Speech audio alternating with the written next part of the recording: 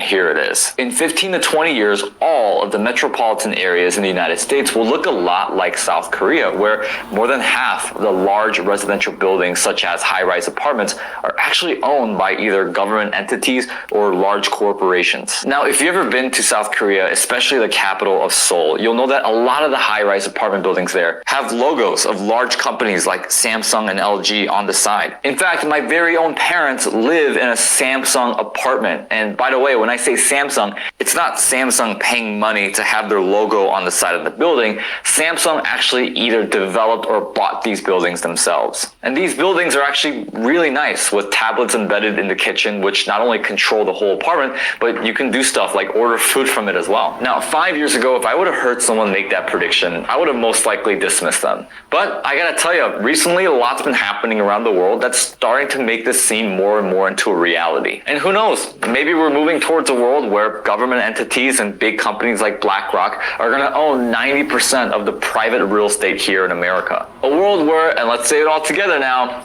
we will own nothing and we will be happy. Now, regardless of what the future holds, governments and big companies are on the move. And in this video, I'll be outlining the 3 biggest things happening in the world right now, of which the third and final is actually happening right here in the United States. And also, I'll be sharing my expert opinion on what I believe is going to most likely happen in the future. With that said, let's go ahead and start with number 1, which is that the Australian government just announced that they'll be starting a program in which they will contribute up to 40% for new home buyers and 30% of the money for existing homeowners in exchange for ownership. And the amount of ownership the Australian government receives will be reflective of how much they contribute. Now, here are some quick details about this program before I get into why I think this is absolute craziness. Number 1, the government helps with up to 40% of property price for new homes, 30% for established. Households source the rest of finance with as little as 2% down. Government holds a part ownership stake in the property, which can be bought out over time. Number 2, there are 10,000 spots total with an income cap of $90,000 for individuals, $120,000 for couples. Number 3, property price capped varies by regions from $400,000 up to $950,000 US dollars.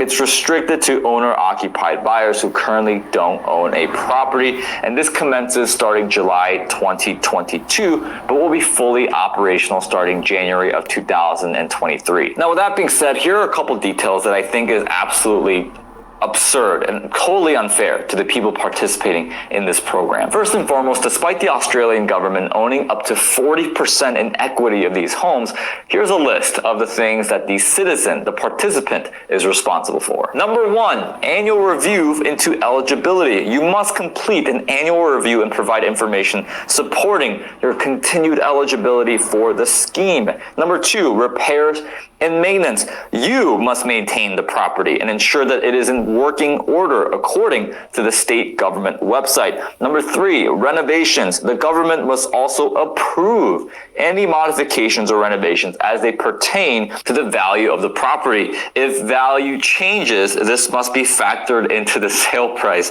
And last but not least, home ownership costs. Unlike the guarantor home loan, you are responsible for the payment of ongoing property ownership costs such as council rates, strata fees, home loan repayments, and more. Yes, you heard that correctly.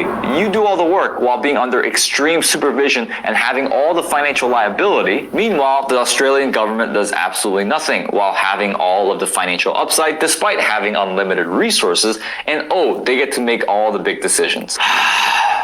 Let's move on. And that's what leads us to point number 2, which is the city of Berlin and their public housing authority scheme. Now, about 3 months ago, we made a video talking about how the city of Berlin was actually voting on whether to transfer ownership of apartments from private landlords to the city of Berlin themselves. Which, by the way, if you're interested in that video, we'll put it in the end screen. And well, the vote got passed, almost in a landslide, meaning that approximately 240,000 apartments will now be part of the Berlin Socialized Housing Program. Now, the Berlin government is still paying, if not overpaying, for these properties, but I'll share why this is still really shady after the third and final point. Which brings us to the final major event that's actually happening right here in the United States. And of course, where else would this happen but the state of California, as LA City Council is currently buying a 124-unit apartment apartment complex located in Chinatown. Now, before I share any of the details of this transaction, I want to recite for you a quote that's from an article outlining this whole situation. Although the landlord of this 124-unit apartment complex previously said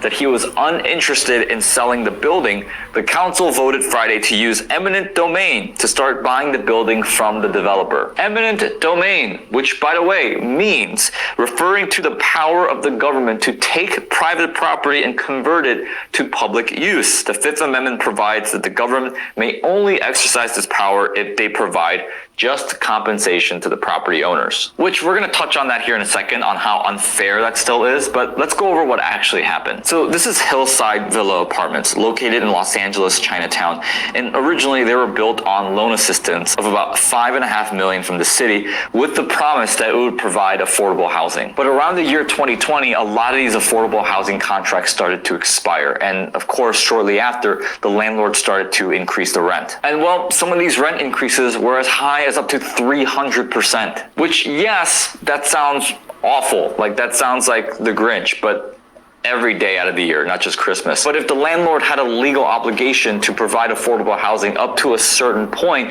then why get mad at him if he's going to increase the rent to market rate after his obligation was fulfilled? Now, I'm not defending the landlord by any means. I mean, as a landlord myself, I hardly raise any rent on my tenants during the whole market craze that's been happening the last 2 years. But if all the landlord is doing is raising the rent to what everybody else is charging already, then it seems the problem isn't the landlord, it's the fact that the market rent is too high in general. And as much as easing the path for developers to build more apartments would lower the rents and make life easier for everyone, especially the tenants, I can tell you from personal experience, along with many other peers who have done business in LA County, that it's not only one of the worst places to do business in, but the municipality is one of the worst to work with. Not only are they extremely slow, and I'm talking 9 months, sometimes over a year, just to get simple documents approved, but it seems that the guidelines that they have for real estate developers and entrepreneurs and business owners in general are constantly wavering and adhering because of politicians who simply have no idea what they're doing. And above all, it just seems time and time again, they don't really urgently move on anything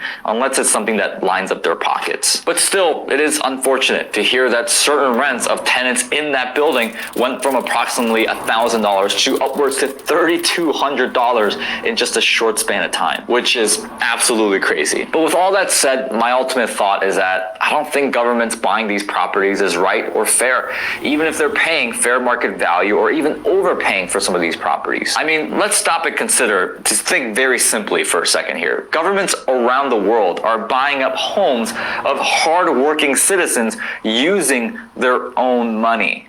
What? Imagine a scenario where someone forces you to pay them 40% of every single hard-earned dollar you earn. And then one day they knock on your door and tell you, hey, I heard you're about to buy a house.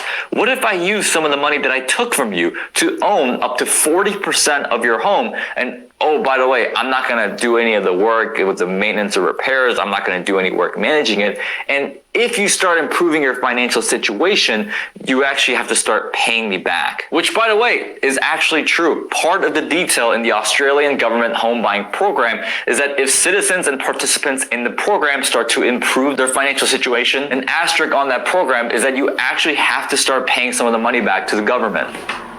Now, of course, the big question at this point is, well, Daniel, what is your alternative then to fixing affordable housing if it's not governments utilizing eminent domain? That's